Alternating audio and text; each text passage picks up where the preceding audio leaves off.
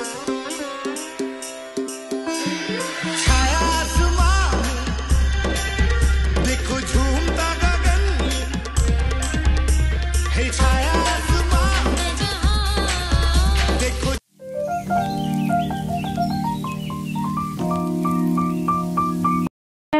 Good morning.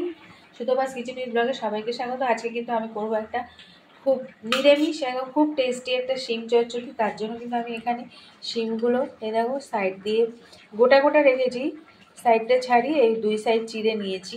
পাতলা করে একটু আলু নিয়ে নিয়েছি, ফোড়নের জন্য নিয়েছি একটু কালো জিরে, একটু আদা গ্রেট করে নিয়েছি, কাঁচা লঙ্কা, শুকনো লঙ্কা, আর এটা একটু বাদাম দেবো।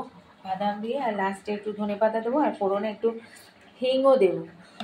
তো হিং আর বাদাম দিয়ে হিং চচ্চড়ি, ঠিক আছে? হিঙের ঝাল, এই শিমের ঝাল বলতে পারো। তো চলো রান্নাটা শুরু করে দিই। আর এটা কিন্তু সম্পূর্ণ নিরামিষ। প্রথমে কিন্তু আমি একটু বাদামগুলো ভাজতে বসিয়ে দিয়েছি, ভেজে তুলে নিব। বাদামগুলো ভেজে তুলে নিয়েছি। এবার এই তেলে একটুখানি হিং ফোড়ন দেবো, আর দিয়ে দেবো এই ফোড়নটা যেটা রেখেছি। ফোড়নটা দিয়ে খুব সুন্দর গন্ধ বেরিয়েছে, দিয়ে দিলাম শিমগুলো। নুন দিয়ে আমি এগুলো একটু ভেজে নিই।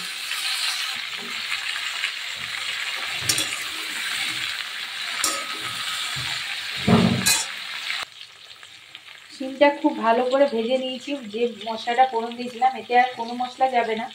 এবার সামান্য একটু জল দিয়ে, হলুদ দিয়ে দিয়েছি দেখেছো, একটু জল দিয়ে এটা একটু নাড়াচাড়া করে নেব। তারপর দিয়ে দিলাম একটু মিষ্টি।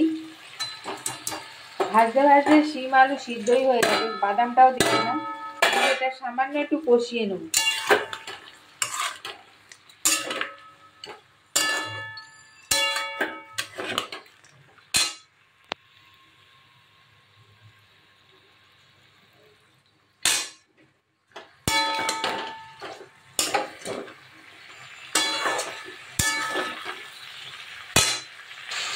এটা কিন্তু কষে গেছে। এবার অল্প করে জল দিয়ে দিলাম, কেননা শিম আলু সিদ্ধ হয়ে গেছে। এটা একদম মাখা মাখা। হিং বাদামের শিমের ঝাল, গোটা শিমের ঝাল। তো দেখো এটা সিদ্ধ হয়ে যাক। কোনো শিম কিন্তু ভাঙেনি, গোটা গোটাই থাকবে, আর সিদ্ধও হয়ে যাবে ভালো করে এই মশলাটা। আর কোনো মশলা যাবে না। উঠলে ধনেপাতা দিয়ে নামিয়ে নেব। দেখো গোটা গোটা শিম রয়েছে আর তেল বেরিয়ে এসছে ছেড়ে। তো আমি এই সময় একটু কসুরি মেথি দেবো। কসুরি মেথিটা তোমাদের দেখানো হয়নি, তো কসুরি মেথি একটু দেবো, আর একটু ধনেপাতা দেবো। দিয়ে গ্যাসটা অফ করে সার্ভ করে দেখিয়ে দিচ্ছি। গ্যাসটা অফ করে দিলাম, এবার সার্ভ করে দেখিয়ে দেবো। শিমগুলো কিন্তু গোটাই থাকবে। একটু গ্যাসটাকে মানে লো ফ্লেমে করে একটু কাল ভাজবে, দেখবে শিম সিদ্ধও হয়ে যাবে আর আস্তে আস্তেও থাকবে।